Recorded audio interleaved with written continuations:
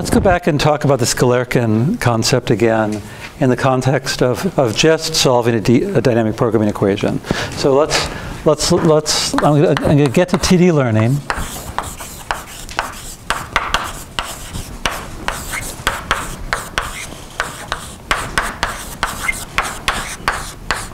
And last time I was looking at average cost. It'll be a lot simpler to talk about discounted cost. And the extension to average cost is obvious. It's just, I chose in the notes to stick to that case, and so we'll do that.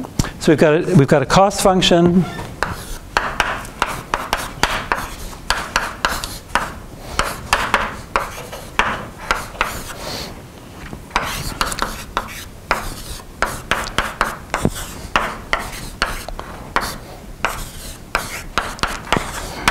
So there's no input.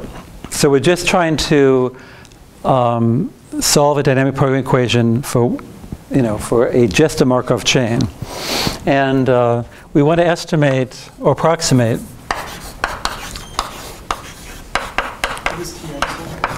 What? Transition matrix.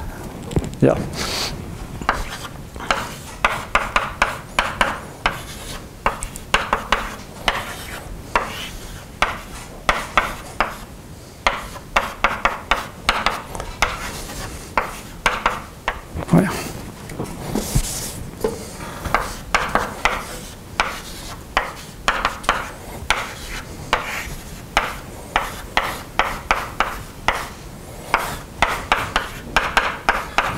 I take it back.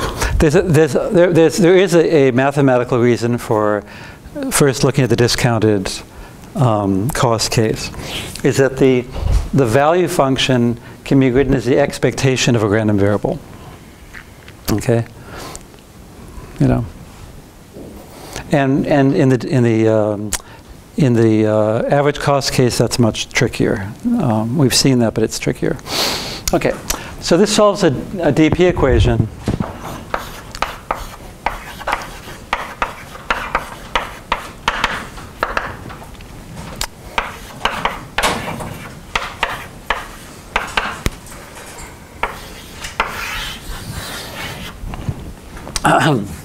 So this function is a unique solution to that fixed point equation. Okay? Yep. I thought you can just set beta equal to 1. Yeah, but look what happens. If you put a tilde there, I could set beta equal to 1, but not inside the expectation. I have to take it outside. That's the trouble. Yeah. So yeah, that's right. That's why I took the sum inside to emphasize that point. When beta equals 1, even if we put in the tilde there to normalize it, we're screwed. It doesn't make any sense. So yeah, so there's a bit of trickiness when we get to average cost. All right. So last lecture, I wrote something like this down for the average cost case, and I said that's the same as saying that C of xt plus beta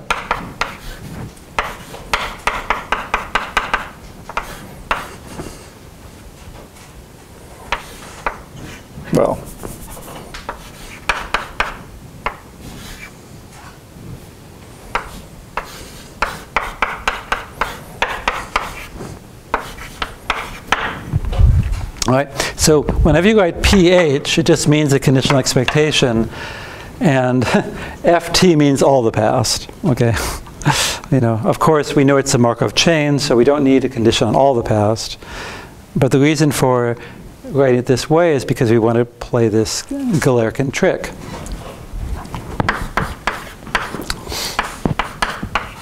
And let's give this a name. Have I got this the right direction? Yeah, let's call it d sub t.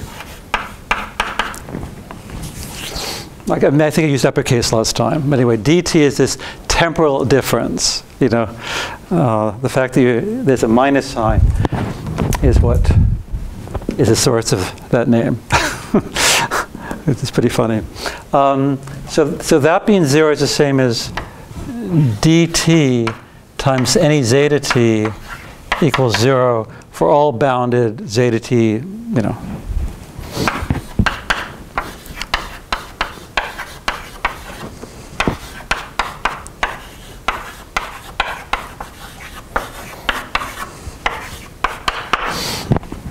And then the Galerkin hack is just to say, well, let's relax this and only insist on that holding for a select few functions zeta t.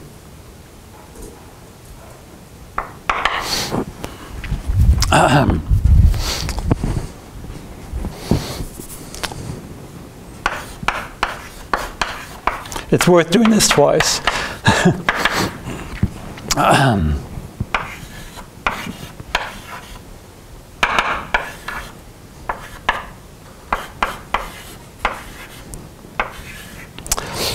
So this Galerkin trick, we have a parameterized family of approximations.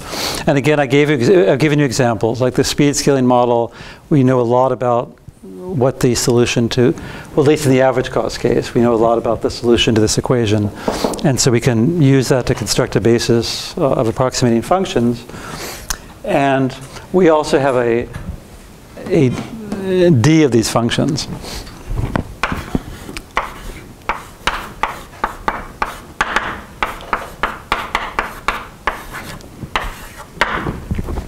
And we just insist that that is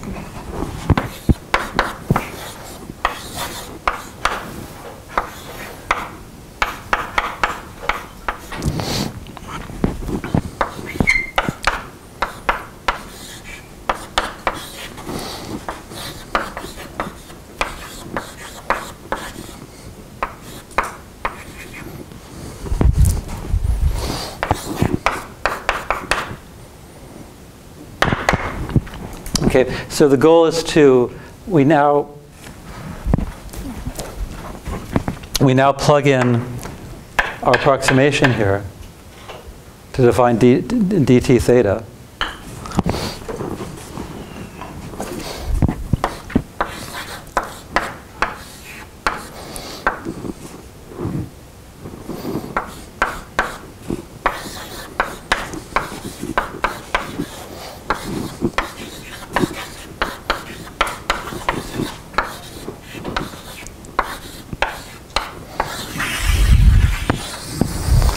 I don't have to rewrite that. Just put h theta in both places.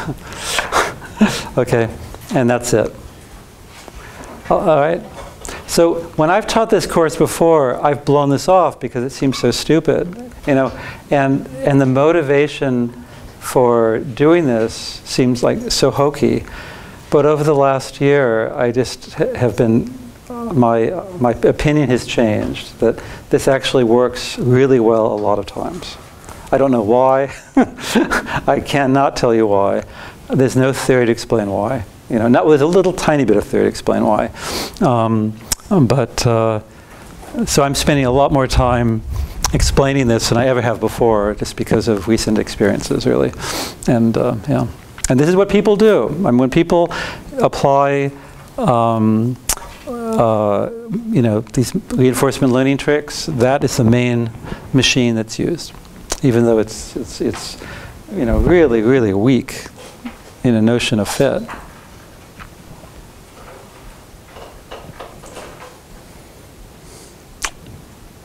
What's the really weak part? This, God, you know, so this, you know, this is a, you know, so we have a fixed point equation here, which is equivalent to that, which is equivalent to that, and that's true for every bounded function zeta t. Now I'm just going to take d functions, and out of a hat, how on earth do I know which ones to choose? You know, it's really strange. Yeah. Yeah, how do you choose? Well, we're going to get. We'll actually justify this in a way in a bit. You know, as we go. Okay. All right. All right. So I can kill almost everything, right? Can I get the bottom line? What's that? No, I mean up here, all the stuff about the exactness. Okay. So I think we do have to write it down. So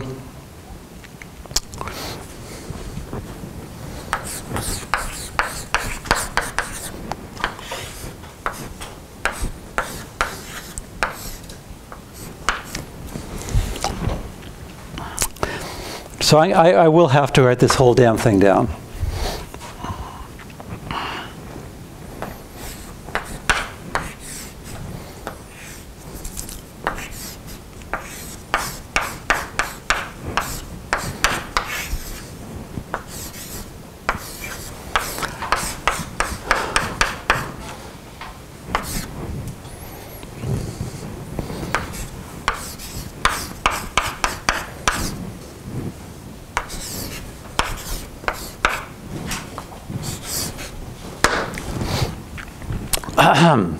So, and again, whether this is a superscript or parentheses, I mean, put it back in its parentheses if you like. So I'm thinking of zeta t as a d-dimensional vector. I mean, just like I'm thinking of theta as a d-dimensional vector, I've got a d-dimensional stochastic process. All right? And note that I wrote f bar of theta equals that. Notice I didn't put a t there. I'm assuming everything's stationary. Okay? So I'm assuming that xt and zeta t are jointly a stationary process. All right? So who here has read the stochastic approximation notes? Don't worry, I know you haven't. But how would you solve it? If you could compute this as a function of theta, what would you do? You know? And you were trying to find a zero.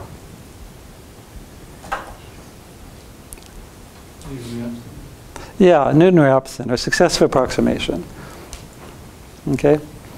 So if you wanted to solve this, you could do successive approximation, which would be theta n plus 1 equals theta n, and then I'm going to put a plus sign, some gain,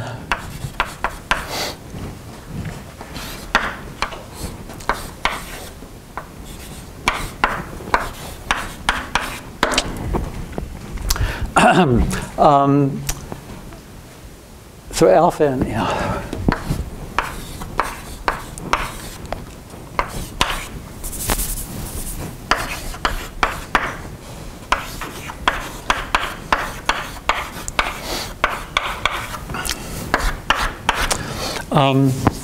The reason I have a plus positive gain times this is I'm looking at this and I see an h and a beta h.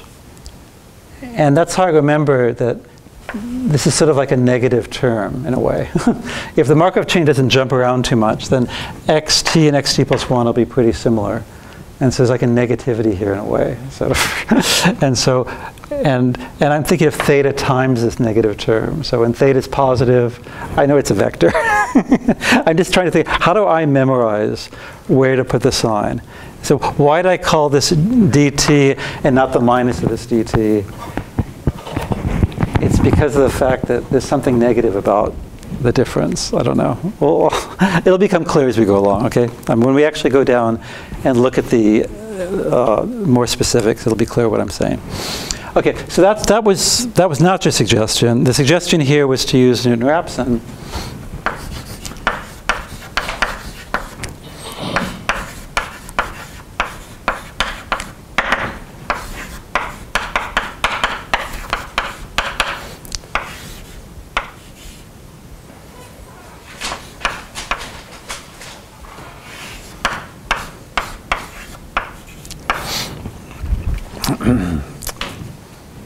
I guess I can kill that too.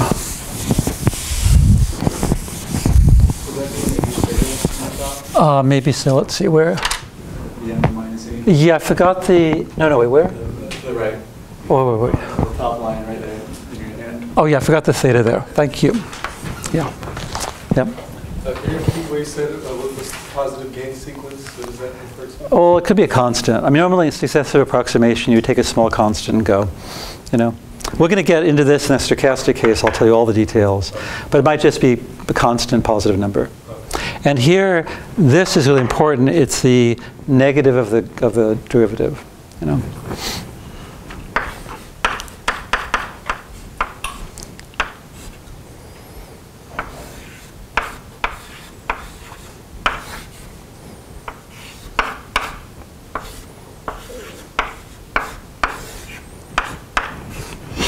So you look at if you remember when this is derived, you're trying to solve, sorry, I didn't say this.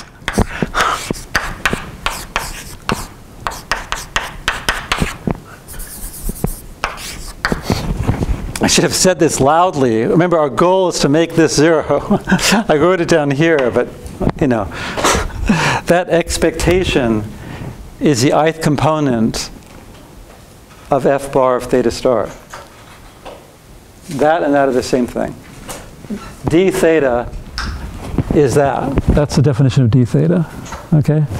And that is zeta written as a vector. So, okay. So the goal is to make this 0 in RD. And so, you know, so if you're trying to find the 0 of a function of theta, two standard approaches, a successor approximation. Under general conditions, this will converge, you know, to theta star. You need some conditions, of course. And Newton-Raphson, which, when under the right conditions, flies. And it's like the difference between value iteration and policy iteration. I mean, this is completely crazy how fast it converges under the right conditions. You know? But you know, can you imagine trying to implement that? You know, what a joke, right? How would you compute this expectation? So you could use Monte Carlo methods. You could draw samples from xt and xt plus 1 a billion times, average the results, and that would give you an estimate of this expectation, and you could plug it in. And if you wanted to get that, you could do the same thing. I could, you know, draw xt and xt plus 1 a billion times, average the results of the gradient, and I could go and do this. And each iteration, I'd have to somehow do a simulation experiment, you know, for a million time steps. And I don't know. it would take forever, you know. So this problem was solved by Robbins and Monroe in the 50s.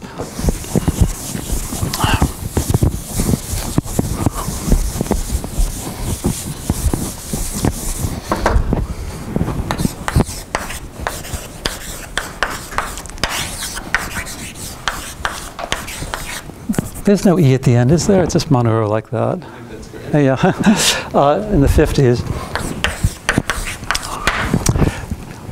Basically, you just run that algorithm. It's faith-based math again. You just replace this by that. You know? Instead of, you just get rid of the expectation. Yeah, you say, it'll average out. Just thing is that, well, the problem is I'm going to observe the Markov chain. I'm going to see xt, so I can compute c of xt, or a partially observed case c of bt, which is how I'm going to torture you over the next few weeks. I observe this, right? So it's very easy to plug in the random quantity that's in there. And I just go and use that instead. So here's the definition of stochastic approximation. Is just getting rid of the expectation. So theta n plus 1 equals theta n, and then plus alpha n plus 1, and then just plug in what's in this brackets there. And unfortunately, I use t there and n there, so I'm going to have to write it down. And I just will.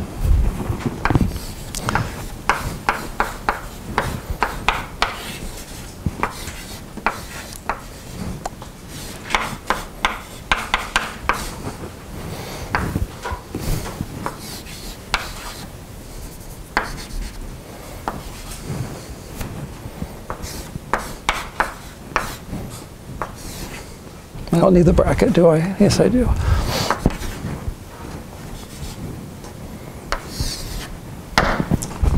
There you have it. There's the algorithm. Have we stated how theta affects H theta? I haven't told you yet. That's the thing. I want to keep this totally general at first. Okay.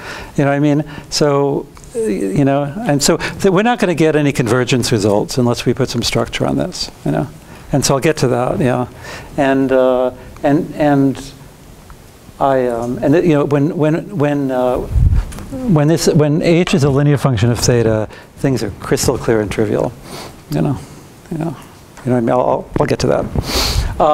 In fact, I'll get to it now, I think. So anyway, that's the definition of stochastic approximation. All right, and for the gain sequence, now I can say for here, again, you could just take alpha to be constant and small, and it, you know, under conditions it'll work.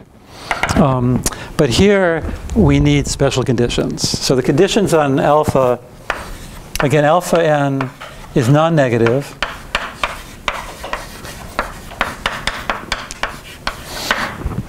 It goes to 0, but not too fast. So if you sum n equals 1 to infinity of alpha n squared, you assume that's finite. The reason for that is so that the noise, so you do average things out. That's the thing. So you want, basically under this condition, we will prove that this really, really faithfully resembles that. And it's because the noise does get averaged out. And, to be seen. But we can't let it go to 0 too quickly. And that's because my initial condition might be really bad. So if I suppose I sum n equals 1 to infinity of just alpha n, without the square. Suppose that were finite, right? Like alpha n could be 1 over n squared. If alpha n was 1 over n squared, this would be finite and this would be finite. What would happen is that if this thing was bounded, I'd be putting a limitation on how far I could travel. I'd be stuck. So you have to make that infinity.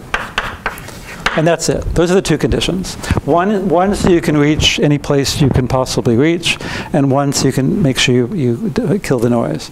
And under really, really general conditions, this thing converges, and it follows an ODE. So it turns out that under conditions,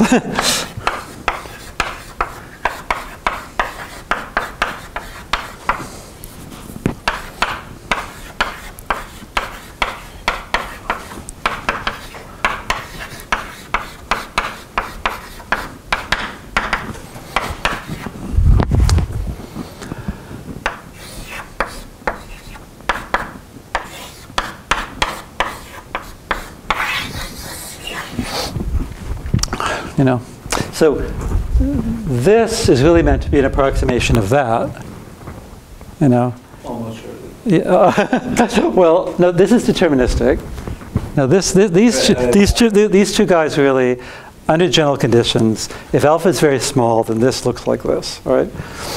But you can make this very crisp and precise, that under these two conditions, the behavior of this looks just like this. And what I mean by that is that if you actually watch sample paths, they would look the same. And the limits of this are the same as the limits of this. I mean, the theory is so rich now, and it's all been developed, made accessible in the last 15 years or something. I was joking in the lab, when I was a grad student, it was completely inaccessible. They didn't even know about convergence except in really special cases, and now it's incredibly, and I think Vivek Borkar is the biggest to thank for that. He's really simplified. Borkar in India, you'll have references in the notes I'm preparing. Yeah, he's made it really much more elegant than it was. Yeah. Yeah. Yeah. No, I'm not. I was thinking about that. I was just thinking, because there's a lot of things I have to clarify, and I wanted to make sure I have the time to do it. Yeah. In the original formula, we have x of t, so x is a function of time. Yeah, I know, and it just doesn't matter. It's still the same thing. It's just that t and n are the same thing. This whole course is discrete time. No continuous time processes here. Yeah. Yeah. Yeah. Now, but this is an ODE. Now here suddenly I'm talking about continuous time. Now this is crazy. I did make a jump. You're right. You're right. I should use different notation. I'm sorry. No. You're pointing to a terrible, terrible, terrible pedagogy. I should have written d dt of little x of t equals f bar of little x of t. Now that was just awful. That's why you should be able to lose tenure. Yeah, people write it that way. It's people are so used to writing it that way. But so this is an ordinary differential equation, and x of t. These guys look the same. You have theta sub n, right? So theta is convergent to, you're trying to make it converge to a theta that actually. Yeah, the solution of this equation. The solution. And that's a stationary point of this ordinary differential equation. So a stationary point of an ODE is when the right-hand side is 0. Yeah, but theta is also a function of time? Yeah, a function of iterations, yeah. I mean, it's my nth approximation to theta star. Okay, the reason why I asked those questions is Yeah. because we dropped the expectation. Yeah. We just had the thing inside, which Yeah. is approximation. And when I've seen that happen on a stochastic system, Yeah. is when you have a martingale and you take the conditional expectation to a smaller filtration. That's the analysis. So in order to prove that this approximate this, it's all martingale analysis. Exactly. Okay. You actually, what the analysis is, you write this is this plus noise. That's the whole analysis. So this is equal to alpha n plus 1, f bar of theta n plus delta n plus 1, where the noise here is a martingale difference plus something trivial. They call it a compensator, right? A compensator? I don't know. No. No. That's the analysis. Okay. Yeah. And where this is something, it's a martingale difference term plus something that telescopes plus something going to 0. I mean, you. So it's like Yeah. alpha n times that? What's that? Like yeah, and the fact that alpha n squared, the sum is less than. Yeah, that's the other question. Yeah, that's why. Yeah. Alpha is non-negative. When you square it, Oh no, the classic example, typically, alpha n is some constant g over n. Does the g look familiar to you? In the homework 1, you had a g, and so, and maybe let me step back. We'll come back to this. I have to somehow not erase that. Can you verify so that says equals alpha n plus 1 times, so alpha n equals alpha n plus 1? No. What's an alpha? No, theta. Alpha n plus Oh. 1 part. Equals that. Yeah. No, my new estimate. When you say analysis there, The equals Oh. behind the second half of that. Yeah. This is, you can, oh, I forgot the alpha n. Theta n.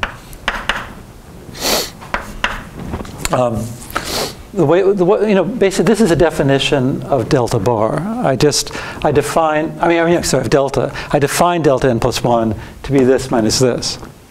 And then you, under any kind of system we'll look at, this will have all sorts of nice properties. Yeah. Has anyone done work in this type of, approach in continuous time? Oh yeah, I mean you could, but continuous time's nasty. It's just. Actually, I have a paper that I love on continuous time, on deterministic continuous time systems, but not for different problems. So we might mention that later on. When we get to Q-learning, I might come back to that question. Yeah. And also, how does this outperform? Because couldn't you just make like a regular, adaptive update law in the sense of like a nonlinear thing? Like how would this compare? Well, no, but compared to what? Compared to what? I mean, how do you, mainly, I'm interested in a case where I'm not even in a finite state space. How do I approximate a solution to the dynamic programming equation? I don't know of any other methods. Yeah, I don't. When you have special structure, of course, there's other things you can do. But this is just a general approach to approximating this. And you would do this for policy iteration. I should have said that. I mean, the reason I would look at a fixed policy is for a policy update. I approximate the solution to the DP equation. I can update my policy. Okay. But let's step back a second. So I won't need this again.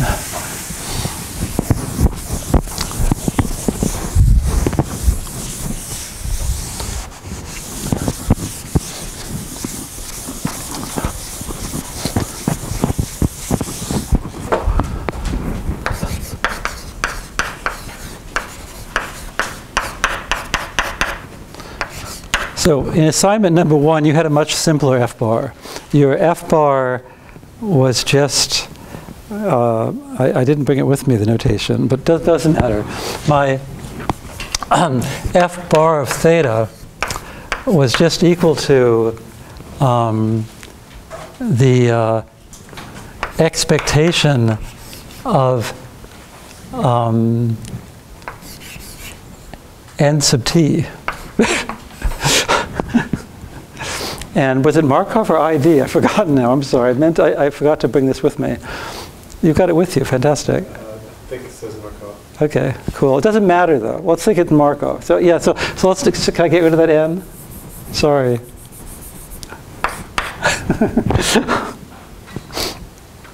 Okay. Now, I want to.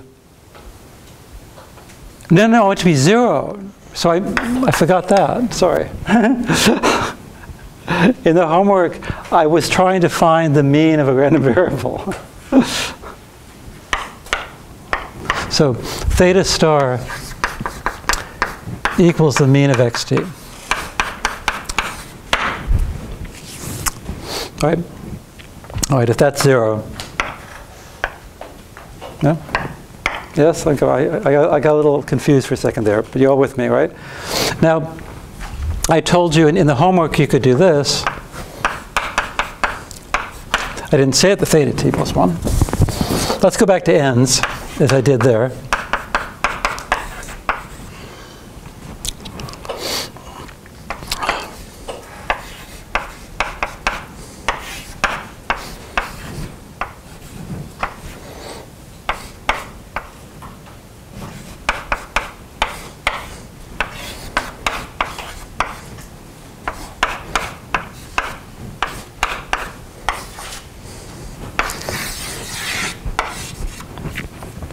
So in the homework, you looked at a recursion like this, although you didn't write it that way.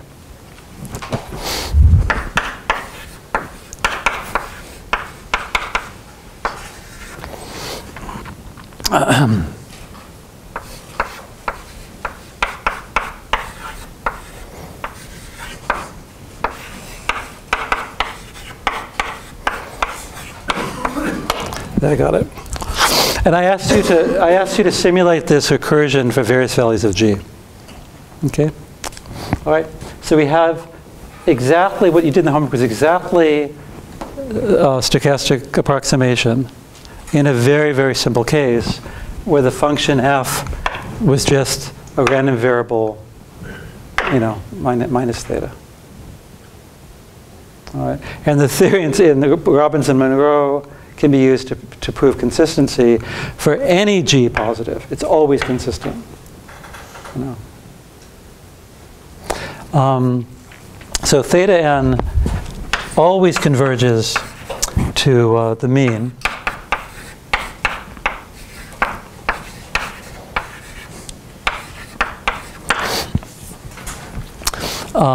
I mean, always. I mean, you need x to have a mean.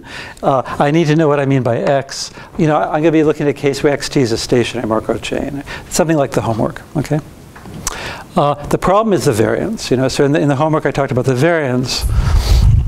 It turns out that if you multiply n times the error, that's theta star.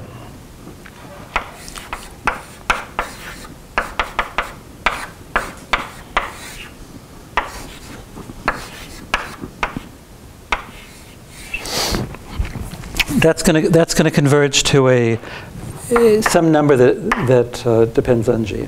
Okay, so without the n, the mean square error, if you take the difference my estimate time n, iteration n, and the optimal estimate, that goes to 0 at what rate? 1 over n, under some conditions, and I'll show you. This is the thing I always do with all of you. Is this an awesome algorithm or not? When we optimize, we're going to get that, right, with the optimal gain.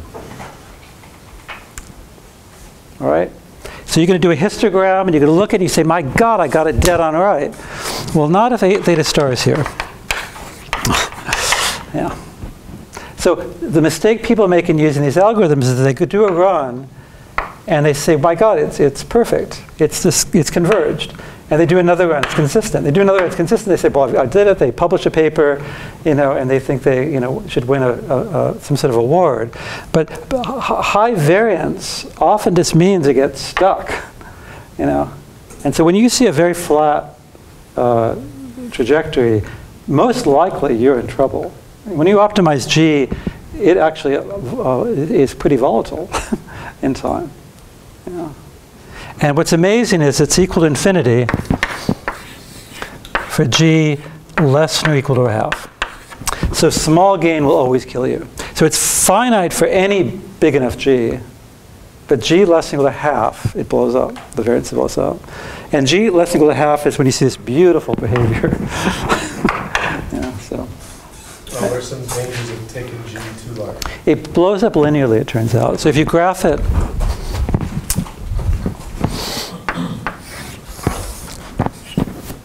yeah, it's not enough room there.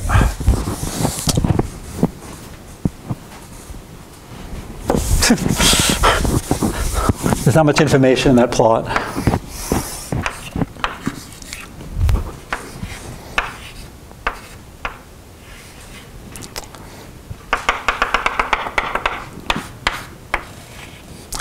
Yeah, so I've got, by the way, this is all in that handout, even this plot that I'm drawing right now.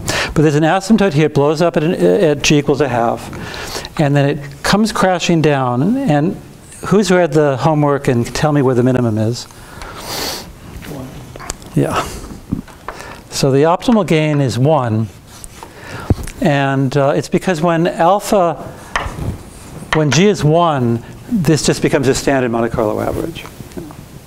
It just becomes the average that the naive average anybody would do. Theta n is just taking the xt's, summing them up, and dividing by n.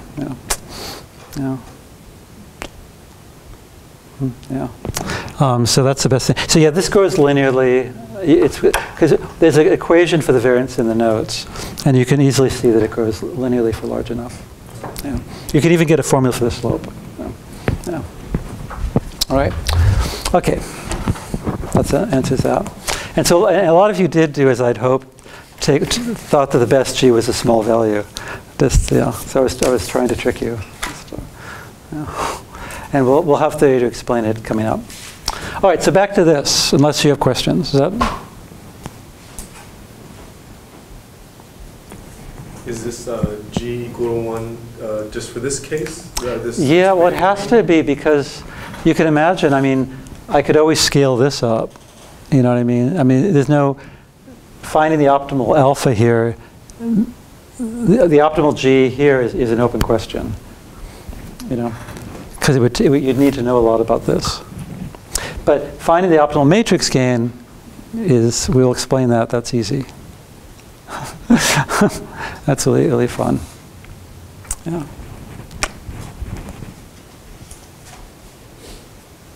Okay. Yeah, you're all with me. All right. So let's do TD learning.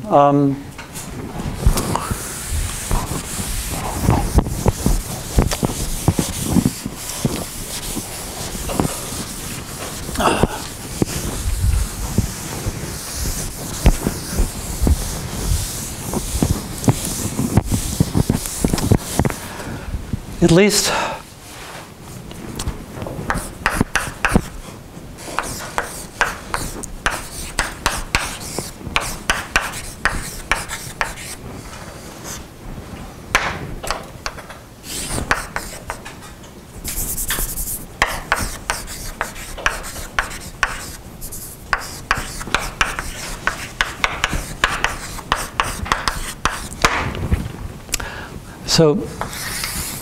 So I think Jonathan, it was you who asked me how do we define the h thetas.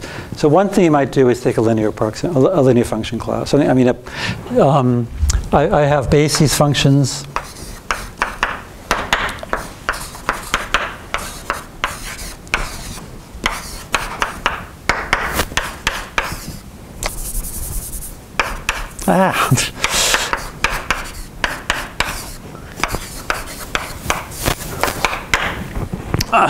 So I've got some functions here and I want to take linear combinations of them to try to fit my function h.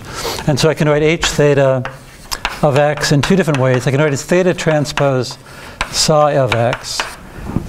That sometimes annoys people at the beginning. So thinking of psi as a column vector, theta as a column vector, I'm taking the dot product.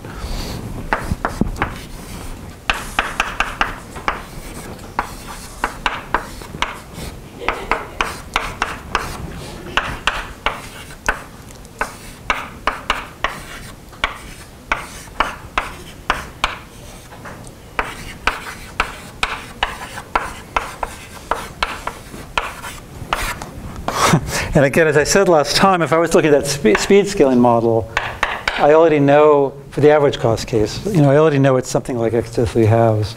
So I might just take that and throw in some linear term just to correct things for small x somehow. That's just an example.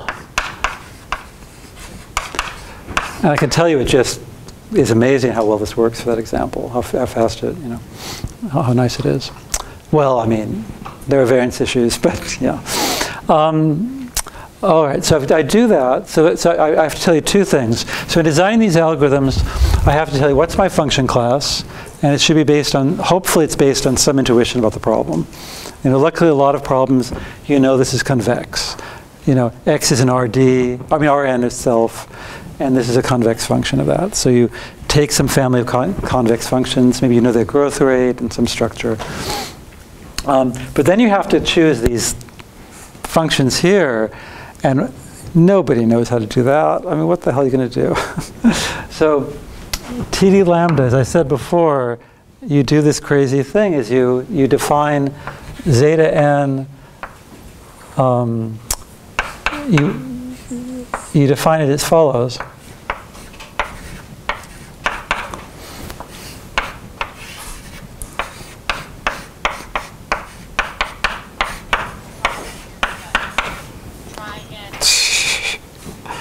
Fuck.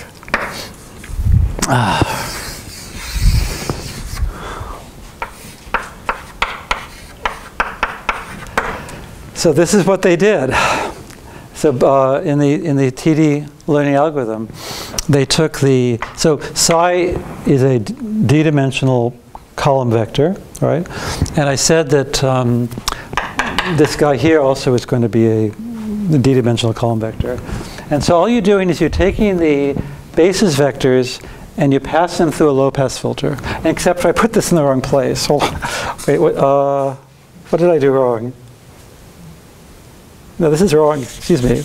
Everybody just correct that. It's a low-pass filter. There. So this is a first-order low-pass filter, right? Yeah. And why on the earth would you do that? I will give some intuition later, but I don't think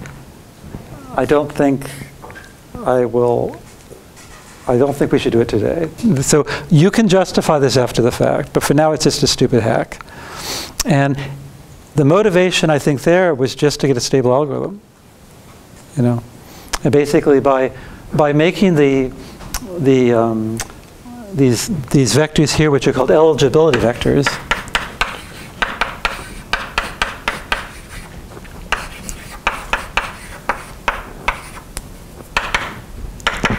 L1L.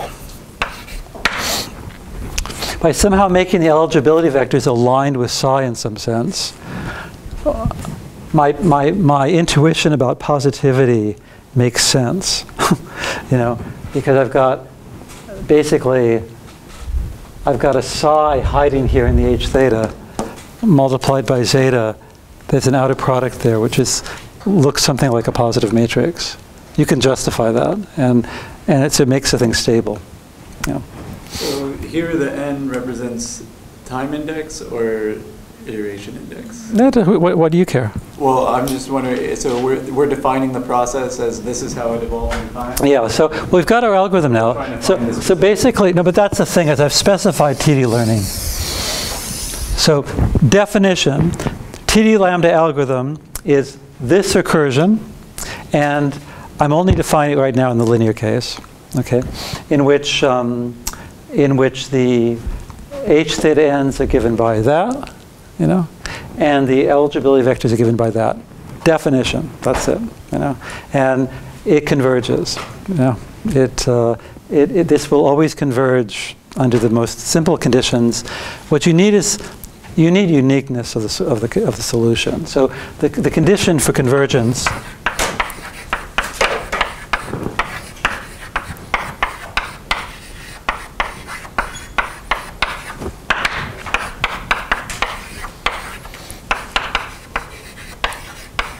unit chain.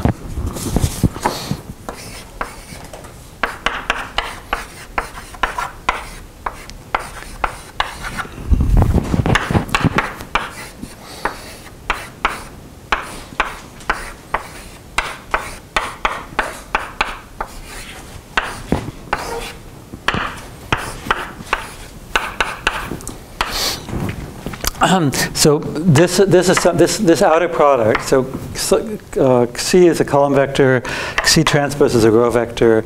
So this is a D by D matrix for every x. Take the expectation. Saying that's a positive definite matrix says basically the psi i's are linearly independent. You know, and you need this to get uniqueness. You know, for there to be one theta star. If this doesn't hold, then there's multiple solutions. You know, there's multiple theta stars. Okay. So many things to say. So this is the kind of thing where you can't really do an example in class or anything. I mean, it's just, all you can do is say, we had structure in one example, and so we have some intuition about how to set things up. But yeah, but does this work? Yes, I said it converges. It converges under this simple condition. What about the variance? It's infinite. Most of the time it's infinite. the asymptotic covariance, the limit as n goes to infinity.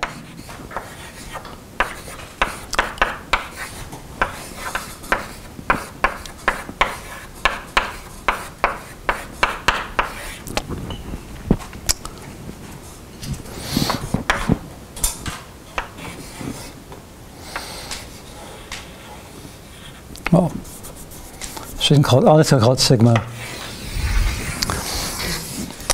You can just go through and make the same definition as before. And so now it's a matrix. I'm looking at the error, which is a column vector, times the error transpose, which is a, you know. And that will converge under general conditions, but you've got to make the gain large enough, basically. You can't just take 1 over n. You're going to have something over n, and that's something that has to be sufficiently large. Yeah, what would you say? I have just a conceptual question about infinite variance. So, like if you have finite variance, that can be reasonably assured that some sample mean won't be too far from the real mean. Yeah. So infinite variance, then you have no assurances? Oh, yeah, that's a really good question. So who cares about variance?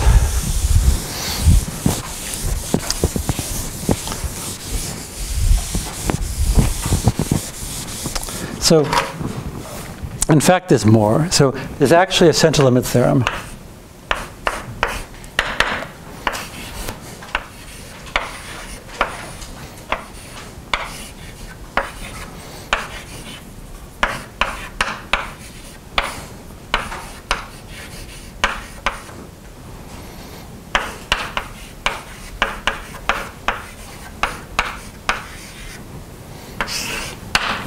So if this is finite, under the conditions, like these conditions, you get more. You actually, I mean, not more. I mean, these are different.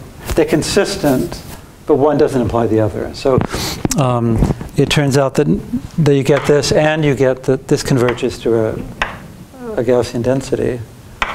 And so what it says is that you can look at, the probability that theta tilde n, say the norm squared, is greater or equal to some c over square root of n.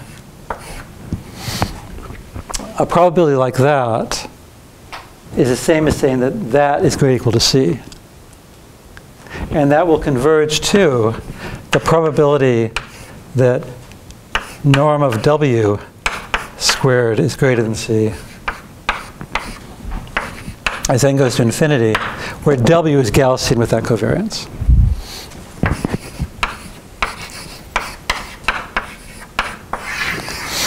Okay, that's what we mean by convergence and distribution. When you have a Gaussian limit like this, you know, have a density, this is going to be true. Okay, so yeah, so it's weird though. I mean, it's not the kind of thing you'd really ask for. Really, what you'd like to do is not have that depend on n, but that's a large deviations probability, which is typically unreliable. So this is all we've got. But it's okay, you know, you wait. I'm going to run this for 1,000,000 time steps. I have a bound on the covariance, you know, and I put in a C, and I can be pretty confident because the CLT often kicks in pretty fast. So it's, you know, when you do simulation experiments, you'll often see a good fit, you know, under reasonable conditions. What happens when the variance is infinite is that you end up not getting a square root of n, but you end up with something smaller. It might be n to the 1/4, 1/8. For Q linear, we're about to see, maybe not today, I don't know, it'll be like horrible. It'll be n to the 1 over the number of state values. You know, it's like just awful, you know. So you have to wait a lot longer to get a reliable estimate. Yeah. So the only conditions are that it has this finite variance and this positive definition of these things, and it'll always converge. No, hold on a second. There are two things here. It always converges. That's the thing. Shit. Put a big line here.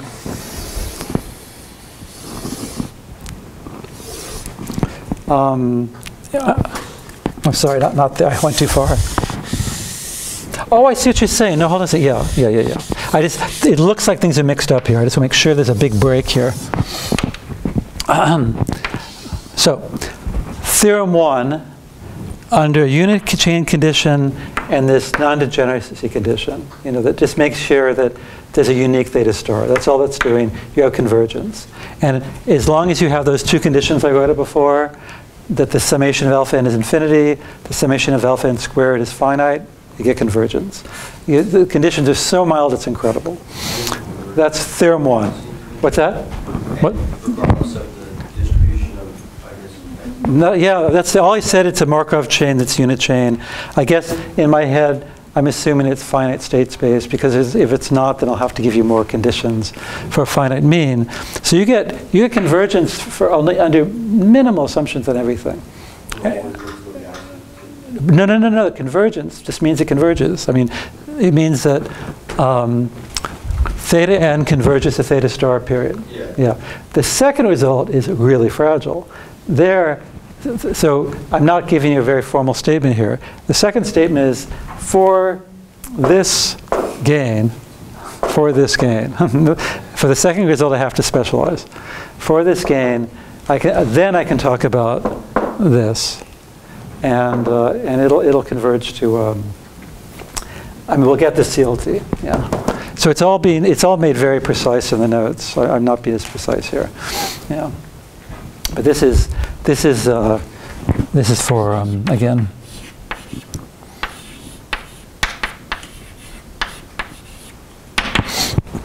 So this limit will, you know, frequently converge, and the limit though will have infinite components. You know, that's the thing.